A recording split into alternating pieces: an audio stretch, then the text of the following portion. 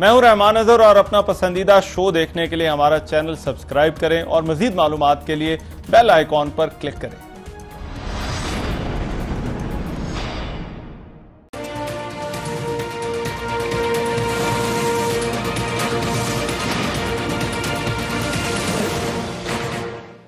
अस्सलाम वालेकुम। आपको आज के प्रोग्राम में खुशामदीद कहते हैं। पाकिस्तान में अमन के क़याम के लिए हमारी फौज ने बड़ी कुर्बानियां दी हैं। दहशतगर्दों की फायरिंग से शुमाली वजीरिस्तान और बलोचिस्तान में हुए हमलों में एक अफसर समेत 10 फौजी जवान शहीद हो गए। इन हमलों के जरिए इस इलाके में अमन की कोशिशों को एक मरतबा फिर से सबुताज करने की कोशिश की गई है। पाकिस्तान के खित्ते में बढ़ते हुए किरदार, आलमी सतह पर हमारे मौक़िफ़ को मिलने वाली पजीराई और इन इलाकों में अमन का वापस आना ऐसा लगता है कि दुश्मन कुव्वतों को हजम नहीं हो रहा। मगर आज की जो कुर्बानी है ये हम याद रखेंगे। पूरी पाकिस्तानी कौम अपने इन सिपाहियों के साथ खड़ी है और इनकी कुर्बानियों की मोतरफ है और इन्हें खिराज तहसीन पेश करती है। ये चीज़ तो मैं प्रोग्राम के शुरू में बात करना चाहता था। अब आते हैं जरा दूसरे सियासी मामले की तरफ। साबिक वज़ीर-ए-आज़म मियां नवाज शरीफ के करीबी साथी इरफान सदीकी को गुज़िश्ता रात गिरफ्तार कर लिया गया और आज 14 रोजा जुडिशल रिमांड पर अडयाला जेल भिजवा दिया गया। उन पर यह इल्जाम है कि उन्होंने अपना एक मकान किराए पर दिया और फिर पुलिस में इसके कवायफ जमा नहीं करवाए। मुस्लिम लीग नून के रहनुमा मरियम औरंगजेब का यह कहना है कि मज़कूरा जो घर है वो इरफान सदीकी के नाम नहीं, अलॉटमेंट लेटर उनके नाम का नहीं और किराएदार के साथ होने वाला मुआहिदा भी उनके बेटे ने किया है। इसके बावजूद उनका गिरफ्तार किया जाना हुकूमत का सियासी इंतकाम है। एक और परेशान कुन बात कि जिस तरह से आज इरफान सदीकी को अदालत में हथकड़ी लगाकर पेश किया गया, इसी मरियम औरंगजेब ने तनकीद की। आज जब उनको पेश किया गया, उनके दाएं हाथ के ऊपर हथकड़ी लगाई गई और वो इसलिए लगाई गई कि वो इस दाएं हाथ के से इस नालायक, नाअहल और सिलेक्टेड वजीर आजम की असलियत आवाम तक क्यों पहुंचाते हैं।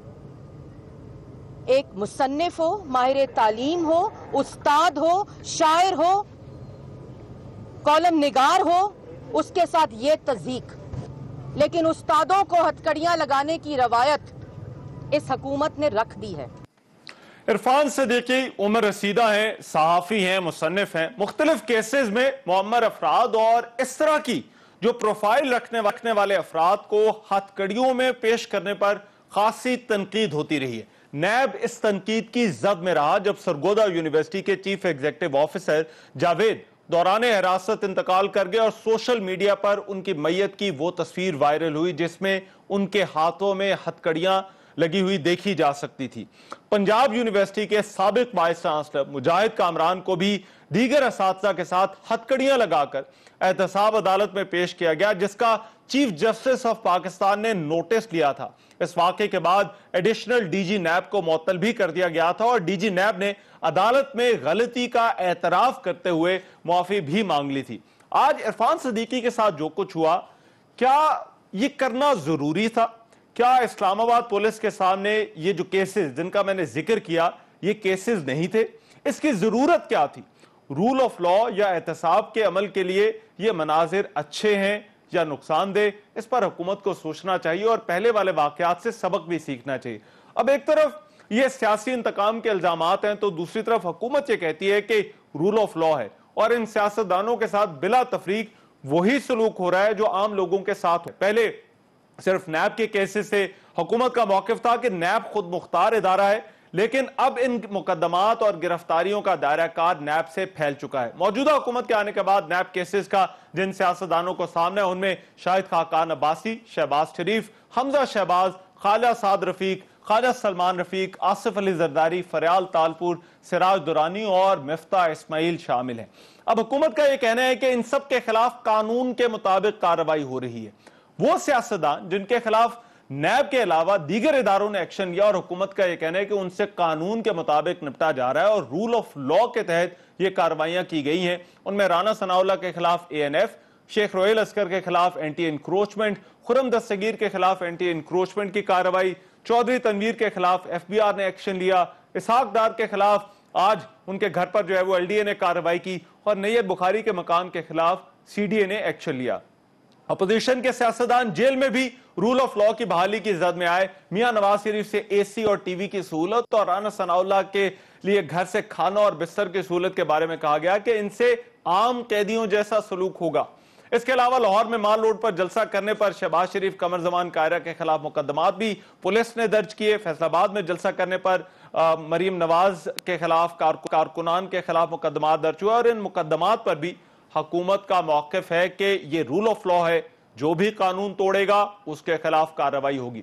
अपोजिशन के खिलाफ दर्ज होने वाले मुकदमात और गिरफ्तारियां क्या रूल ऑफ लॉ है या हुकूमत की इंतकामी कार्रवाइयां? क्या कानून की नजर में सब बराबर हैं या सिर्फ अपोजिशन हुकूमत के निशाने पर है? यह है हमारी आज की डिबेट। हमारे साथ जो मेहमान मौजूद होंगे, वेरी क्विकली मैं उनका तारुफ करा दूं।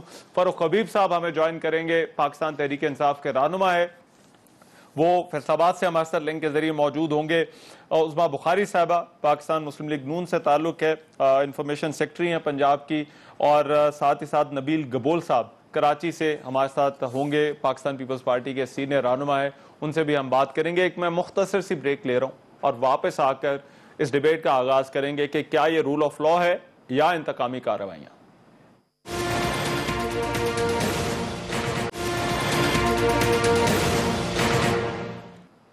ब्रेक के बाद प्रोग्राम में एक मरतबा फिर से खुशामदीद। ये जो कार्रवाइयां हो रही हैं, गिरफ्तारियां, मुकदमात, क्या ये रूल ऑफ लॉ है या सियासी इंतकाम? फरूख हबीब साहब, नबील गबोल साहब और उस्मा बुखारी साहब हमारे साथ मौजूद हैं। मैं नबील गबोल साहब आपसे आगाज करना चाहता हूं। सर, आप सबसे सीनियर पॉलिटिशियन है, ये क्या हो रहा है सर? हुकूमत रूल ऑफ लॉ कायम कर रही है, कानून को सबके लिए बराबर कर रही है, या सियासी इंतकाम लिया जा रहा है जिन केसेस का मैंने जिक्र किया? सबसे पहले रहमान, माई कंडोलेंस टू द फैमिली जो हमारे शहीद हुए हैं, पाकिस्तानी फ़ौज के जवान पाकिस्तान अफ़गानिस्तान बॉर्डर पे। नहायत ही दुख की घड़ी है और मैं मज़म्मत करता हूँ, और मैं समझता हूँ कि इस पर भी मैं आगे अगर आप सवाल करेंगे पाकिस्तान अफ़गानिस्तान के हवाले से तो मैं ये ज़रूर उस पर कुछ बात करना चाहता हूँ, लेकिन इस वक्त मेरी कंडोलेंस है उनकी फैमिली के साथ। दूसरी बात ये कि आपने कहा कि हुकूमत जो है, देखिए हुकूमत पहले दिन से हुकूमत को ये समझ नहीं आ रही है कि ये एक जो हुकूमत होती है ना, ये एक, आपको पता है, रोलर कोस्टर है। ये कभी आपके पास है, कभी किसी के पास है, कभी किसके पास है, और जो लाने वाले होते हैं, जो बनाने वाले होते हैं, जो आप पर मेहरबान होते हैं, वही फिर आपको जेल में डालते हैं। अब आप मिसाल ले लें कि मियां नवाज शरीफ जनरल ज़ियाउल हक के कितने करीब थे, और फिर जो जो जो जितने आमिर थे उनके कितने करीब थे, और बाद में फिर उसी नवाज शरीफ को के साथ फिर जनरल मुशर्रफ ने क्या किया। तो मैं समझता हूँ कि इमरान खान को ये भूलना नहीं चाहिए कि आज उसका दौर है, कल जो है अपना भी वक्त आएगा, अपना भी टाइम आएगा, और ये जिन जेलों के पीछे जो ये धमकियां दे रहे हैं कि ये एसियां उतार देंगे, ये जो है तकलीफ और देंगे, ये सब कुछ करें। मैं समझता हूँ कि ऑपोजिशन को डराने से पार्टी ख़त्म कभी नहीं होती है। तो इससे सिर्फ ये पता चलता है कि उनकी जो मेंटल कैपेबिलिटी है पीटीआई की हुकूमत की, उसकी असलियत दिख रही है, वो नज़र आ रही है। लेकिन साथ साथ आप हमारे साथ जुल्म करें, हमें जेल में डालें, हमें कुछ करें। आपने 22 करोड़ आवाम की चीखें क्यों निकाली हुई हैं? आपने 22 करोड़ आवाम के ऊपर जो टैक्स का बोझ है, आपके कराची के इंडस्ट्रियलिस्ट रो रहे हैं, आपके पाकिस्तान के कारखाने बंद हो गए हैं, आपके टोयोटा मोटर कंपनी जो है, होंडा कंपनी जो है वो बंद हो गया है। टोयोटा मोटर कंपनी जो है उसने अपनी सेल जो है प्रोडक्शन कम कर दी है। आपके कोई तकरीबन 2 लाख मजदूर बेरोजगार हो गए हैं। आपने तो आवाम की चीखें निकाली है, आपने ऑपोजिशन की चीखें नहीं निकाली। आप राना सनाउल्लाह का एसी निकाल देंगे, क्या हो जाएगा? उसके तो पहले भी आमरों की दौर में उसको गंजा किया, उसके साथ क्या क्या नहीं किया, लेकिन वो फिर भी चलता हुआ आ रहा है। तो मैं समझता हूँ कि देखिए ये चीजें आनी जानी चीजें, ये इमरान खान को समझना चाहिए, और जो उसको ये मशवरा दे रहा है वो उसका हमदर्द नहीं है, क्योंकि इमरान खान जेल की जो मुसीबत है वो बर्दाश्त नहीं कर सकता है। तो ये कोई आप कह रहे हैं कि हुकूमत के फायदे में जो है वो ये चीजें जो है वो नहीं जा रही। मगर फरूख हबीब साहब, ये पहले जो नैब कार्रवाई करता था, आप कहते थे कि नैब खुद मुख्तार इदारा है, इंडिपेंडेंट इदारा है और उससे कोई लेना देना नहीं। मगर अब ये जो मामलात हैं, जहां पर जो है वो पुलिस इन्वॉल्व हो गई है, फेडरल पुलिस, पंजाब पुलिस जो है, ANF जो है वो कार्रवाई कर रही है, FBR जो है वो कार्रवाई कर रही है। तो क्या ये भी जो है वो खुद मुख्तार इदारे हैं, अपने तौर पर जो है वो कार्रवाइयां कर रहे हैं और हुकूमत का कुछ लेना देना नहीं, कोई सियासी इंतकाम नहीं लिया जा रहा? देखिए, बात यह है कि रहमान, सबसे पहले तो इस चीज़ को देखना पड़ेगा कि ये जो आज इंतकाम की जो है वो अलागर आप रहे हैं, इन्होंने क्या किया है, इन्होंने अपने दौर में क्या किया है? क्या ये इंतकामी कार्रवाइयाँ नहीं करते रहे? मुझे ये बताएं कि जमशेद दस्ती जो है वो MNA भी था, मेंबर नेशनल असम्बली भी था, वो खड़ा होकर सिर्फ PTI के कंटेनर पर आ गया था और उसको हथकड़ियाँ लग गई थी। उसकी तो जो है वो इन्होंने जेल के अंदर AC TV तो छोड़े, उसकी जेल में तो इन्होंने छिपकलियाँ, बिच्छू, काकरोच, पता नहीं क्या क्या चीज़ें छोड़ दी थी, जो बाद में आगे TV के सामने, मीडिया के सामने वो दुहाई देता रहा। उसको तो इन्होंने प्रोडक्शन ऑर्डर्स भी जारी नहीं किए थे उसके। इसी तरीके से जो मॉडल टाउन के अंदर दिन की रोशनियों में 14 लोगों को इन्होंने शहीद किया था, वो इनकी हुकूमत के ऑर्डर के ऊपर हुआ था। और इंतकामी कार्रवाई तो इन्होंने वज़ीर आज़म इमरान खान के खिलाफ की थी, जिनके खिलाफ ये केस सुप्रीम कोर्ट के अंदर लेके गए थे। जमैमा खान के ऊपर जो है वो जाली के इन्होंने मुकदमात बनाए थे। आज ये इंतकामी कार्रवाइयों की बात करते हैं, उनका ये सब कुछ करने का जहां तक रही ये आज उनका ये सब कुछ करना इस चीज की दलील नहीं है कि आप भी यही सब कुछ करें। देखिए, अगर उन्होंने किया है तो क्या ये दलील मैं आपकी मान लूं कि क्योंकि उन्होंने किया इसलिए आपका करना भी जो है वो जस्टिफाइड है और आप भी जो है वो यही करेंगे जो कि उन्होंने किया, और अगर आप ऐसा करते हो तो उसमें कोई बुराई नहीं है? देखें, बात ये है, मैं तो सिर्फ ये कह रहा हूं कि वो लोग शोर ना मचाएं जो लोग ये काम करते आए हैं। अब आ जाएं आप इरफान सदीकी साहब का जो पर्टिकुलर केस है, उस केस के हवाले से यकीनन जो है वो हमें भी अपने तहफ़्फ़ुज़ात का इज़हार किया और बल्कि उसके ऊपर जो है वो हम कार्रवाई भी कर रहे हैं। यकीनन अगर कोई टेनेंट का इशू था, लॉ एक मौजूद है, आपको पता है जब ये नेशनल एक्शन प्लान बना तो उसके ऊपर जो शख्स किराए के ऊपर मकान लेता है उसको पुलिस के अंदर उसका रिपोर्ट करना ज़रूरी है, क्योंकि बहुत सारे लोग इस तरीके से आके लोगों को एक्सप्लेन करना भी बहुत ज़रूरी है ना। लोग आके किराए पे मकान ले लेते थे और आकर वहां पर दहशतगर्दी कार्रवाइयों या दीगर जराइम के अंदर वो शामिल होते थे। इस तरीके से थाने के अंदर उनका रिकॉर्ड मौजूद होता है। ये तो वो चीज़ है जो कि कानून कहता है। अब जहां तक रही इरफान सदीकी साहब के हवाले, इसके बाद तो यकीनन एक जानी मानी शख्सियत हैं, उनका पता भी है सब लोगों को उनके क्या मामलात है। उस हवाले से जो हथकड़ियां लगाई गई उसकी जो है वो मैं भी मजम्मत करता हूं। मैं भी समझता हूं ऐसा नहीं होना चाहिए। यकीनन वो लोग जिनको माजी के अंदर इस किस्म की पुलिस को एक ट्रेनिंग दी हुई है PMLN ने, वो ट्रेनिंग आज भी जो है वो उनके अंदर मौजूद है। इसको वक्त लगेगा ठीक होने पे, लेकिन मैं समझता हूं कि इसका अदालत जो है वो बहुत जल्द पॉइंट बेइंग के हुकूमत के फायदे में और एहतसाब का जो अमल जो है वो उसके फायदे में शायद ये चीज उस तरह से नहीं जाती। बट उस्मा बुखारी साहब साथ मौजूद है। जी मैं हूं जी। अच्छा, कुछ थोड़े सा आपने डिबेट में लेट ज्वाइन किया, मगर वो हथकड़ी वाला जो मामला है उसकी हुकूमत भी मजम्मत कर रही है। मगर जो केसेस हैं उस पर हुकूमत का मौक़िफ़ ये है कि ये रूल ऑफ लॉ है, कानून के मुताबिक जो है वो कार्रवाई हो रही है, कानून जो है वो मौजूद है, हमने इदारों को जो है वो मजबूत किया और इदारे जो है वो कार्रवाई कर। शुक्रिया रहमान, मेरी आवाज आ रही है आपको?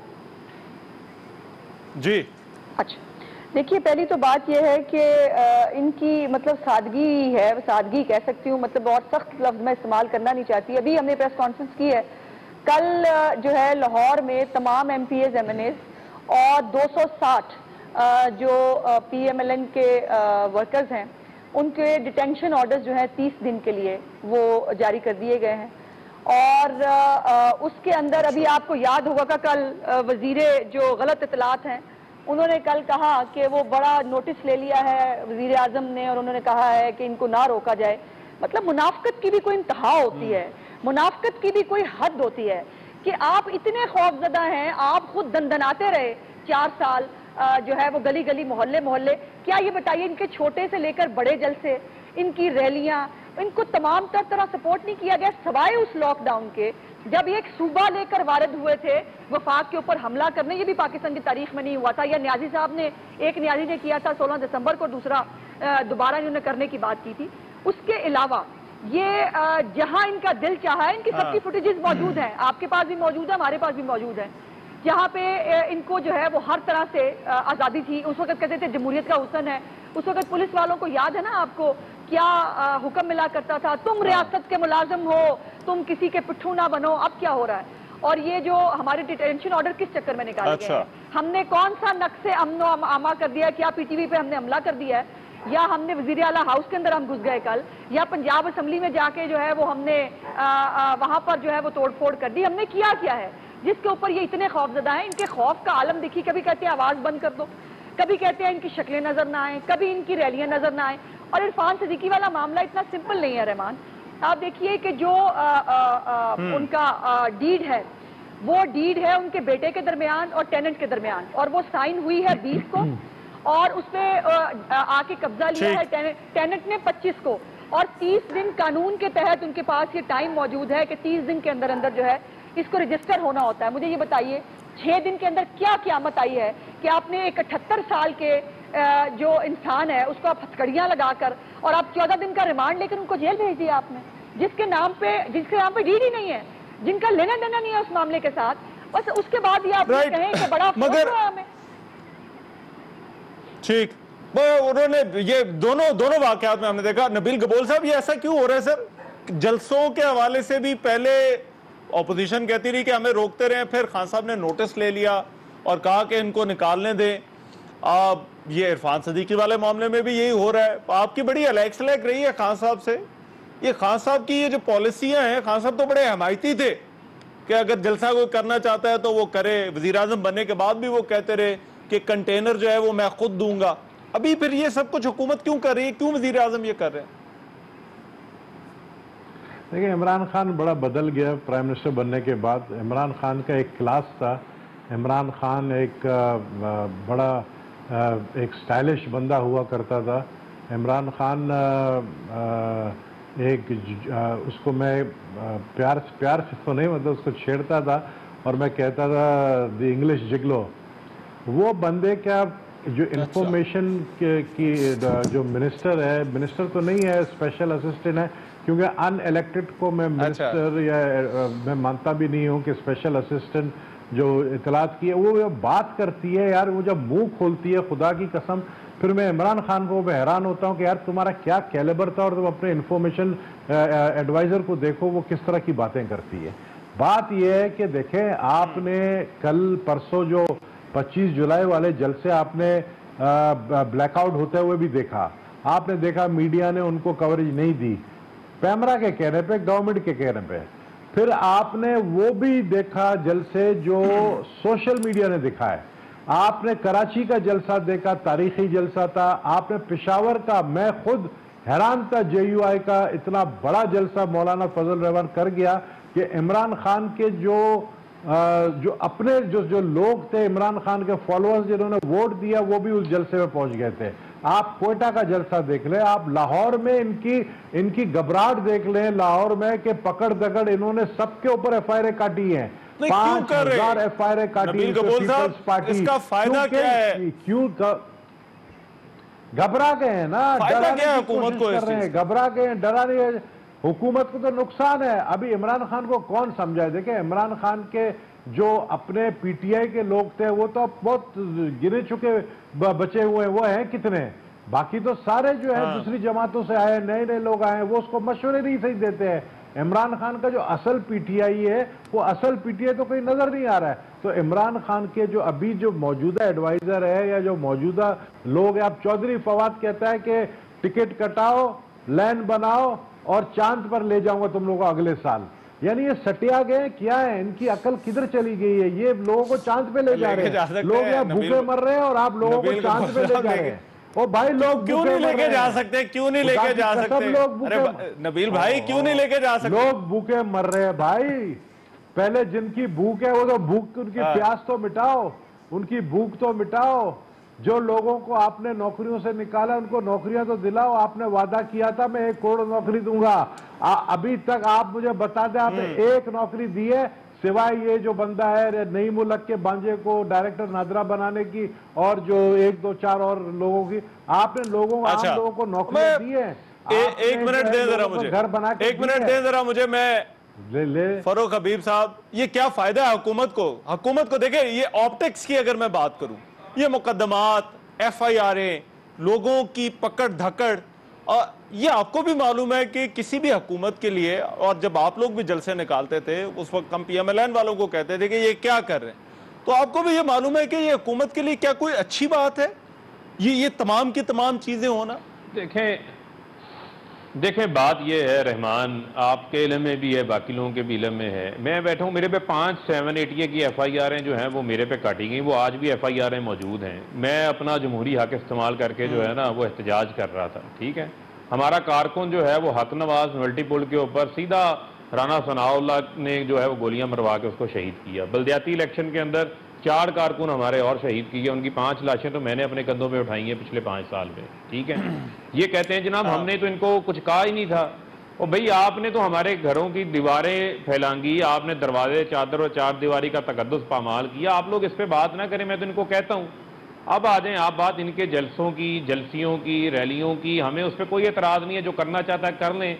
ना अब इनके हाथ में पटवारी हैं, ना अब इनके हाथ के अंदर जो है वो और सिस्टम है जिससे ये सरकारी मुलाजमीन की हाजिरी लगवा के अपने जलसे भर लेंगे। हम तो कहते हैं कि आप आवाम को निकालना चाहते हैं, आप बड़े शौक से निकालें, बड़ी धूमधाम से निकालें, लेकिन आवाम नवाज शरीफ जिसने मुल्क को लूटा है उसके पीछे निकलने को तैयार नहीं है।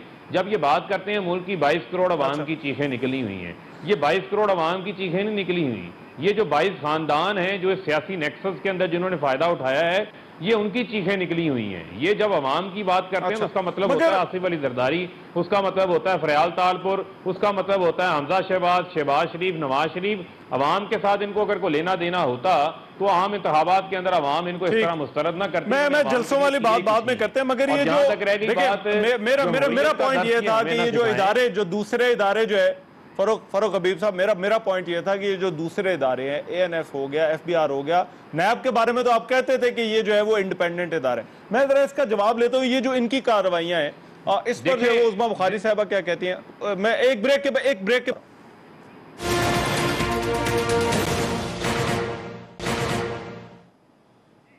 के बाद प्रोग्राम में एक मरतबा फिर से खुशामदीद। सियासी इंतकाम या रूल ऑफ लॉ। उस्मा बुखारी साहब, ब्रेक पर जाने से पहले मैं सवाल जो आपसे पूछना चाह रहा था वो ये कि तमाम के तमाम केसेस, नैब वाले केसेस को अगर हम एक तरफ भी रख दें, एक रोहिल अस्कर वाला मामला, खुर्रम दस्तगीर के पेट्रोल पंप का इशू हो, चौधरी तनवीर की प्रॉपर्टी का इशू हो, इसहाक डार के जो है वो घर का इशू हो, आज इरफान सदीकी वाला मामला, हुकूमत का ये कहने है कि ये कानूनी मामलात है, हम तो सिर्फ जो है वो कानून को देख रहे हैं, रूल ऑफ लॉ को देख रहे हैं, और अपोजिशन जो है वो इन तमाम मामलात को जो है वो सियासी बना रही है।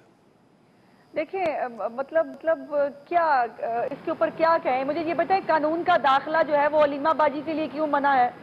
कानून का दाखिला जो है वो जंगी तरीन के लिए क्यों नहीं होता? मुझे एको आ रही है मेरी रहमान, और उनकी वो इनसाइड ट्रेडिंग के मुर्तकब भी करा मैं कोशिश करता हूँ इसको ठीक माली के कुक के नाम के ऊपर वो जो है वो पैसे लें भी फिर उसको वापस भी करें, मतलब कोई कानून देखने के लिए तैयार नहीं है। जो इनके वफाकी और सूबाई कैबिनेट है वो आधी से ज्यादा जो नैब ज़दा है उनकी इंक्वायरियां चल रही हैं, उनके ऊपर कानून का कोई दाखिला नहीं होता। और नैब तो बाय द वे जो है वो आजाद खुद मुख्तार इदारा है ना, तो उसके ऊपर वो एहतसाब अकबर साहब का सेल क्या कर रहा है, मुझे ये बताइए। अगर वो आजाद और खुद मुख्तार इदारा है तो वो सेल जो है वो वहां बैठ के लिस्टें बनाता है और मुनव्वर करता है किसको किस में डालना है।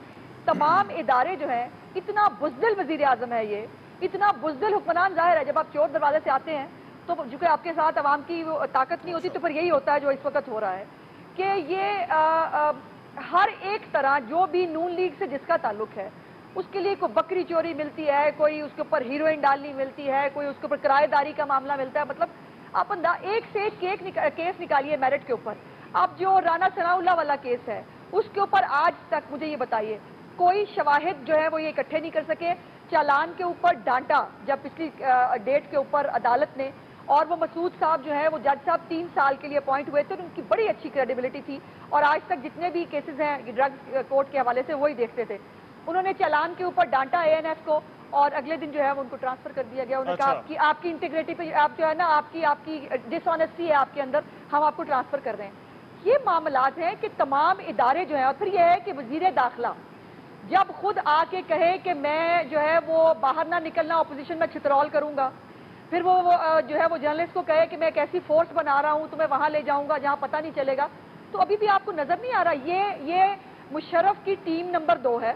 उन्होंने एक और चीज अपनी प्रेस कॉन्फ्रेंस में की, उन्होंने कहा इस तरह तो होता है इस तरह के कामों में। मगर फरूख हबीब साहब, सर ये टारगेट जो है वो अपोजिशन जिस तरह से बनी हुई है, आप लोग तो कहते हैं कि ये कानून के मुताबिक है, मगर ये क्या वाकई उस तरह के केसेस हैं जिस तरह से बहन स्टोरी के जो है वो मुकदमे किसी जमाने में 60 की दहाई 70 की दहाई में जो है वो जिस तरह के केसेस होते थे?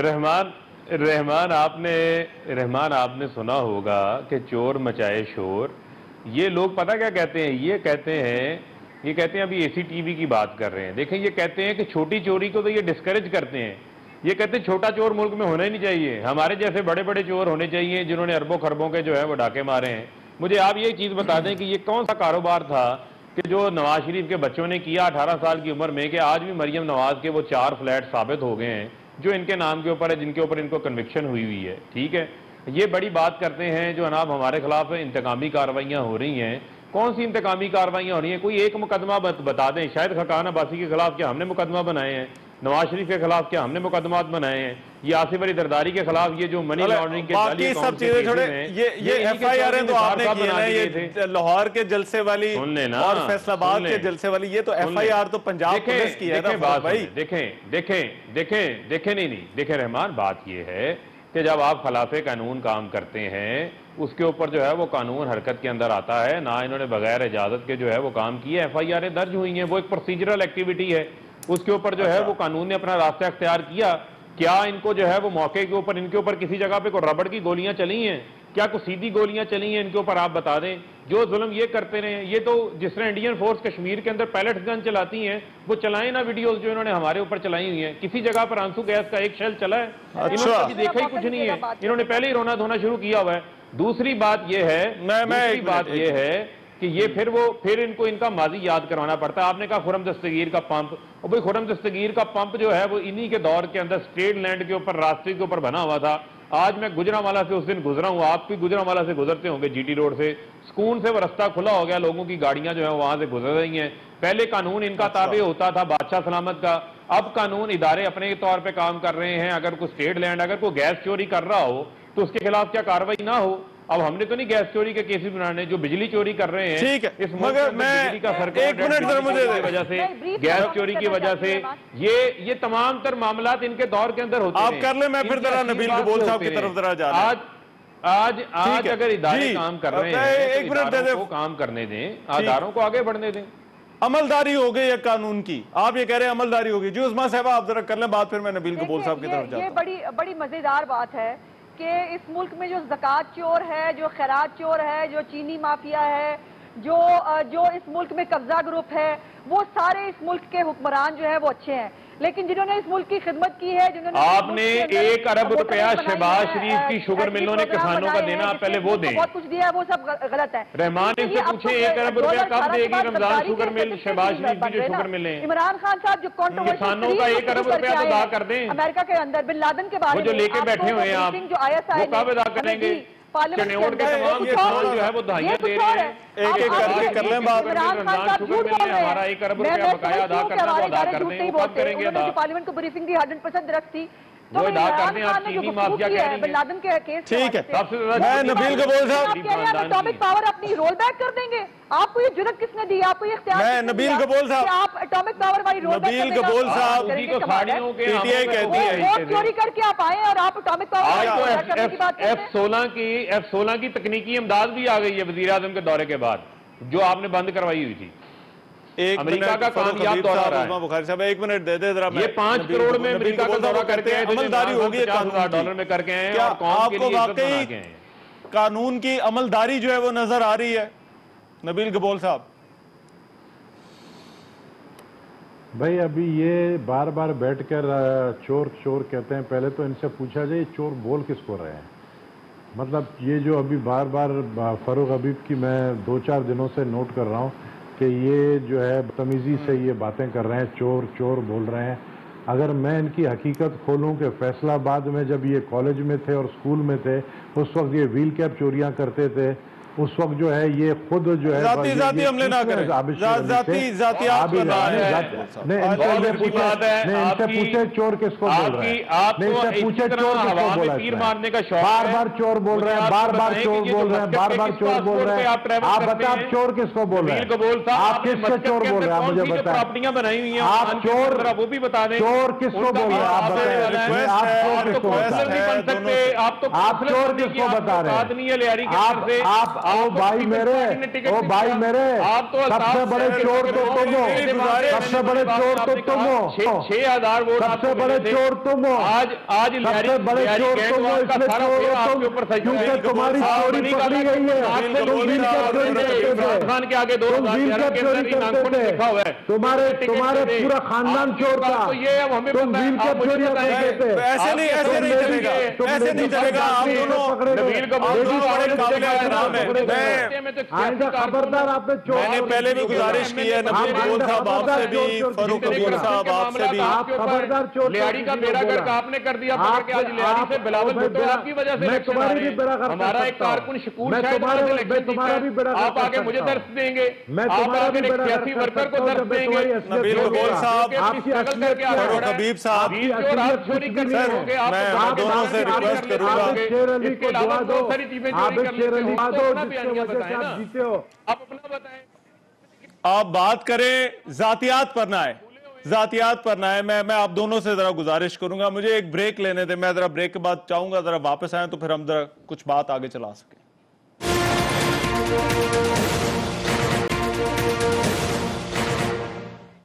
ब्रेक के बाद प्रोग्राम में एक मरतबा फिर से खुशामदीद। सियासी इंतकाम या रूल ऑफ लॉ, ब्रेक पर जाने से पहले नबील गबोल साहब और फरूक हबीब साहब, मेरा ख्याल आप दोनों जरा, नबील गबोल साहब मैं जरा आपसे आगाज कर लेता हूँ, कुछ ठंडे हुए होंगे। अब मैं अपना सवाल जरा पूछ लेता हूँ जो मैं आपसे पूछना चाह रहा था। ये क्या वाकई उसी तरह के केसेस बन रहे हैं जिस तरह के 60 की दहाई में, 70 की दहाई में जो है वो केसेस होते थे सियासतदानों पे? सर तो जाहिर है यार, अयूब खान के दौर से जो हम डिक्टेटर्स के दौर में देखते थे, डिक्टेटर्स के दौर में इस तरह के केसेस हम पर बने हैं, ऑपोजिशंस पे बने हैं। पीपल्स पार्टी के दौर में तो एक भी सियासी कैदी नहीं था, आप देखें। हाँ, लेकिन नवाज शरीफ साहब के दौर में केसेस बने।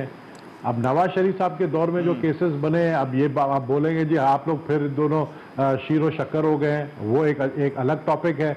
लेकिन ये चीजें पहली दफा हम देख रहे हैं कि आपके हाथ में जो भी ऑपोजिशन का बंदा हाथ में आ रहा है, पकड़ के अंदर डालो, इन्वेस्टिगेशन बाद में करो और पहले पकड़ के अंदर डालो। तो भाई पहले आप प्रूफ तो करो कि बंदा वाकई चोर है या नहीं है, इसने चोरियां की है। आपने सब पूरी कौम को चोर बनाया है। आपने अमेरिका में जाकर अमेरिकन मीडिया को बोला पाकिस्तानी अवाम चोर है, टैक्स नहीं देते हैं।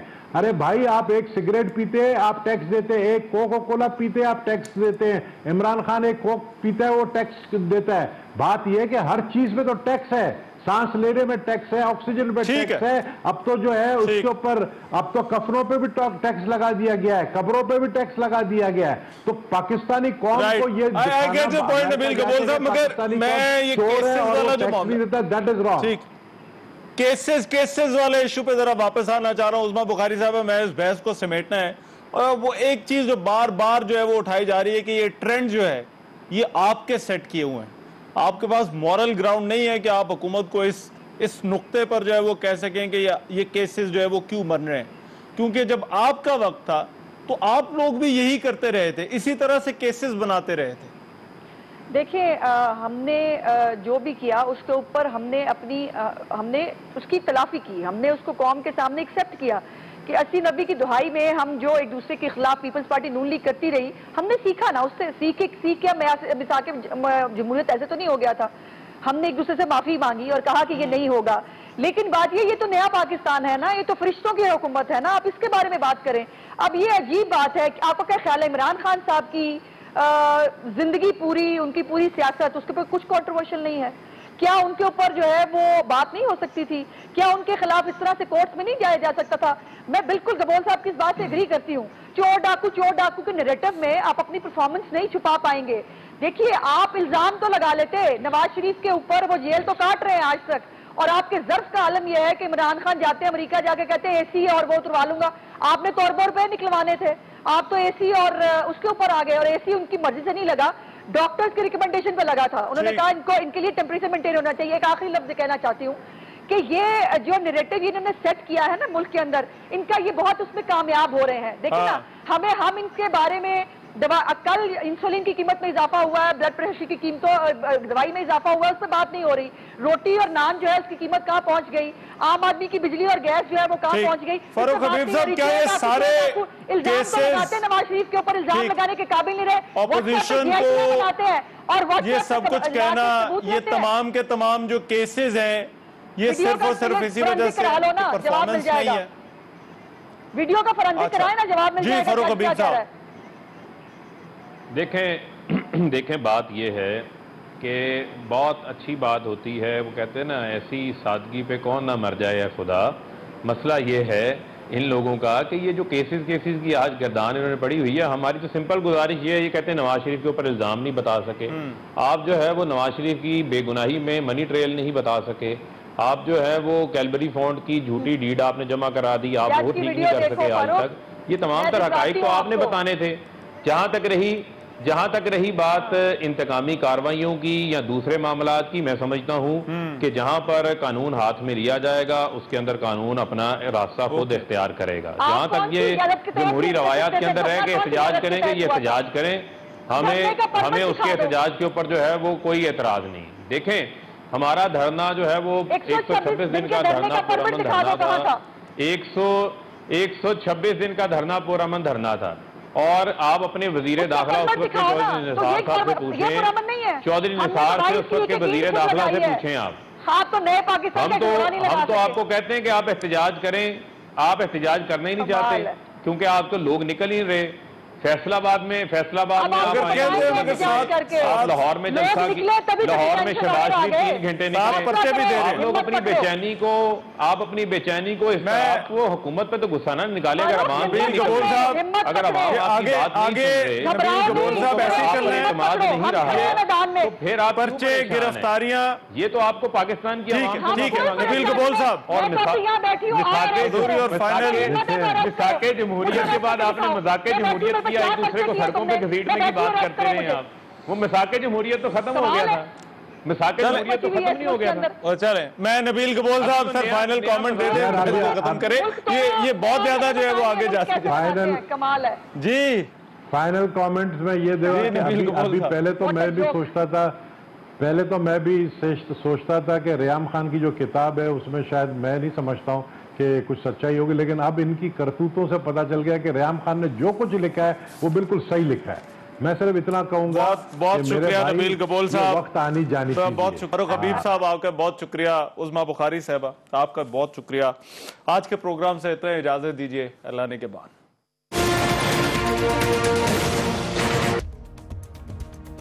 मैं हूं रहमान अजहर और अपना पसंदीदा शो देखने के लिए हमारा चैनल सब्सक्राइब करें और मजीद मालूमात के लिए बेल आइकॉन पर क्लिक करें।